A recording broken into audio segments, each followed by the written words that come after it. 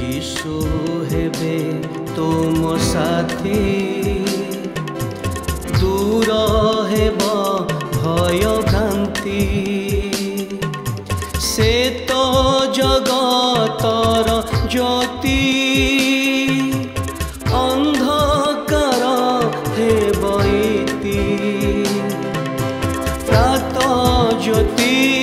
प्रात ज्योतिर समस्त दर्शक भाई भणी मानू मोर आंतरिक शुभेच्छा एवं अभिनंदन जनाए। ईश्वरंकर धन्यवाद हो जे ये कार्यक्रम द्वारा माने ईश्वर वाक्यर किसी व्यवहारिक शिक्षा स्वल्प समय मध्य आमने आपण निकट उपस्थापन करिवार प्रयास जारी रखीचु। आपण मानक मध्य अशेष अशेष धन्यवाद जनाए जे आपण माने नियमित भाव में आम मानकर ये कार्यक्रम देखुंट मो विश्वास करुच्ची ये कार्यक्रम द्वारा आपण ईश्वर आशीर्वाद लाभ करुँच।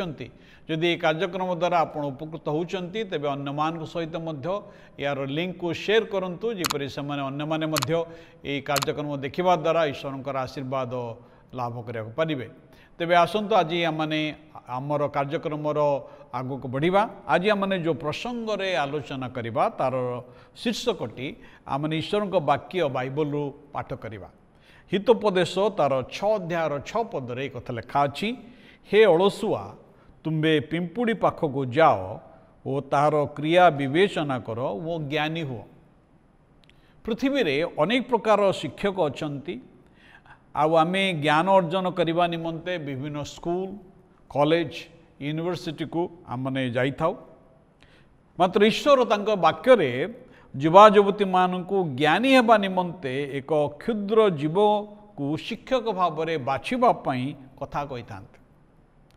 आम जो कौन से ज्ञानर कथा भावी थाउ चिंता करि थाउ साधारणतः आमने महान व्यक्ति अबा गोटे बड़ घटना विषय भावी थाउ।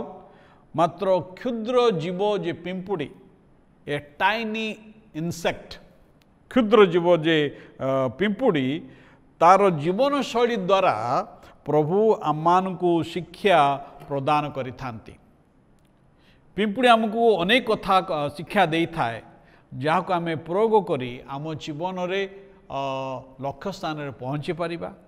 आम जीवन रे आमने शांति आनंद लाभ करि पारिबा। आम जीवन रे आमने प्रभुंकर आशीर्वाद रे बंची पारिबा। प्रभु आम को कौन से गोटे बड़ जीव निकट को पठाऊ नांती। से कहू एक कथा कहना जे तुम्हें कौन से बड़ प्राणी निकट को जाओ। से कहना गोटे हाथी पाख को जाओ। हाथी गोटे विशाल प्राणी अटे।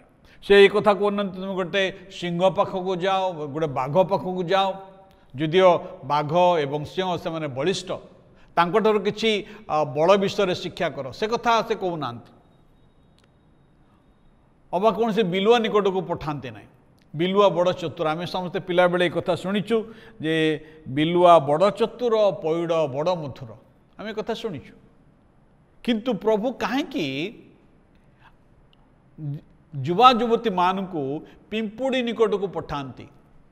थरे गोटे पिलाटी जेतेबेले ता बापा आ ता पुओ के कथा कहले हे रे बाइबल लिखा अच्छी हे अळसुआ पिंपुड़ी निकट को जाओ।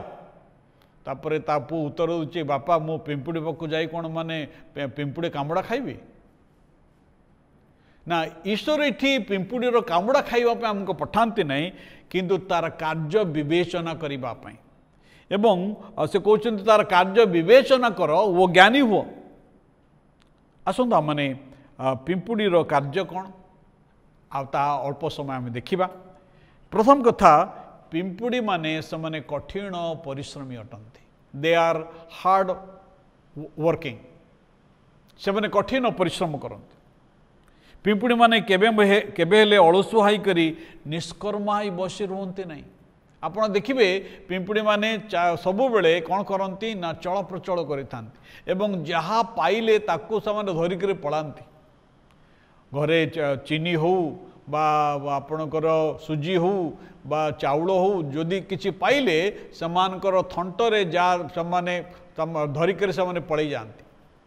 सेमाने सदा सर्वदा चल प्रचल करिथांती।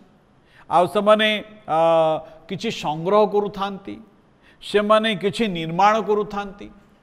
देखंतु गोटे पिंपुड़ीर जीवन को जो आम लक्ष्य करूँ पिंपुड़ी कठिन परिश्रम करे आउ पिंपुड़ी तार समय को केबे अपचय करे नहीं। गोटे बड़ विषय आप देखिए पिंपुड़ीर जीवन रे पिंपुड़ी से समय को अपचय करे नहीं। से ग्रीष्म रे कौन करे ना तार खाद्य को संग्रह करे, तार खाद्य को संग्रह करे, परिश्रम करे। वर्षा ऋतु रे आउ से खाद्य निमंते चिंता करे नहीं, कारण तार खाद्य को से ठूड़क रखी थाए। भाई भूणी माने वर्तमान हुए तो आलस्यता आमको आराम अनुभव दे पारे। आम जदि काम न करी खाली आइडल बसी रहा गोटे मजा लगे। बेले बेले आमर युवा युवती मैंने काम न करी खटी करती एवं आउ से माने कौन करती तांकर समय को से एंजॉय करती। किसी से कौन सी लाभ मिल न थाए, से किसी उपकार मिल न थाए। वर्तमान जदि आपणकर समय को आपण जदि आलस्यरे नष्ट करिवे आपणकर भविष्यत को आपण नष्ट करुचंती। मन रखतु एणु आपणकर युवा जीवन को युवा जीवन समय को आपण नष्ट करंतु नहीं, बरंच आपणकर बल को व्यवहार करंतु। आपणकर प्रभु जो ज्ञान बुद्धि देइचंती अध्ययन करंतु। आपणकर पाठपढ़ारे कठिन परिश्रम करंतु। आपणकर स्किल को आपण डेवलप करंतु। ईश्वर केबे बोध अलसुआ को आशीर्वाद करिवे नहीं।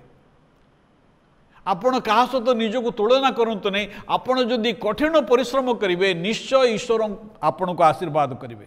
अनेक युवा युवती माने कौन करंती से माने सोशल मीडिया रे, टेलीविजन रे, खेल रे वृथारे समानकर समय को नष्ट करंती एवं परीक्षार समय रे सबु पाठ एकाथरे पढ़ा चेष्टा करती। आ जाफल बेस्ट टेन्थ रे तांको ना खोजती किंतु फेल रे मध्य तांको ना तळको पळै आस्ता है। सुजोग को हाथ छड़ा करंतु नहीं। ईश्वर आपन को जो सुजोग देइचंती से सुजोग को हाथ छड़ा करंतु नहीं। आपन कौन करिवे ना कठिन परिश्रम करंतु।